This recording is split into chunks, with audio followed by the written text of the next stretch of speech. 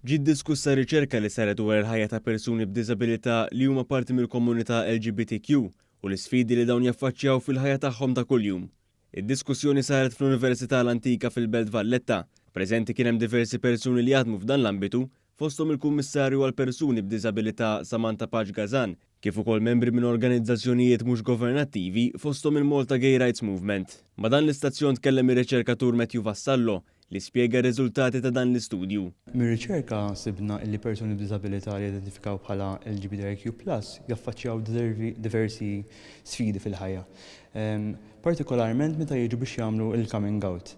Dan minħabba li mhux dejjem jiġu emnuti li huma vera qed jidentifikaw bħala LGBTIQ+.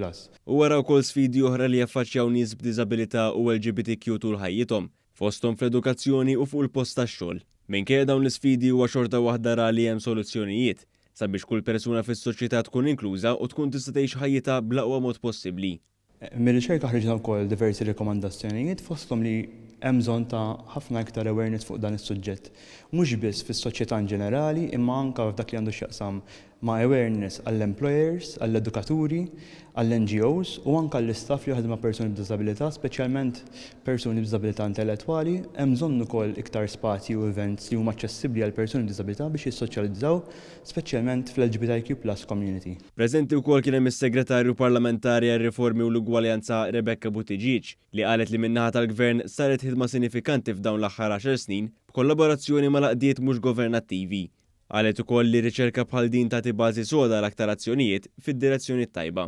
Smajna l-esperjenzi ta' persuni li għad għandhom ċertu sfidi li jaffaċċjaw fir-realtajiet tagħhom fil-qasam ta' kuljum, għalhekk din il-riċerka ser tisservi bħala bażi tajba sabiex nkunu nistgħu nigwidaw il-politika tagħna sabiex nassiguraw li kulħadd ikollu opportunitajiet indaqs. Intant il-Ministru għall-Inklużjoni Giulia Farrugia Portelli qalet li r-riżultati tar-riċerka li ġiet diskussa juru evidenza ta' soċjetà li kull ma jmur dejjem qed tinbidel.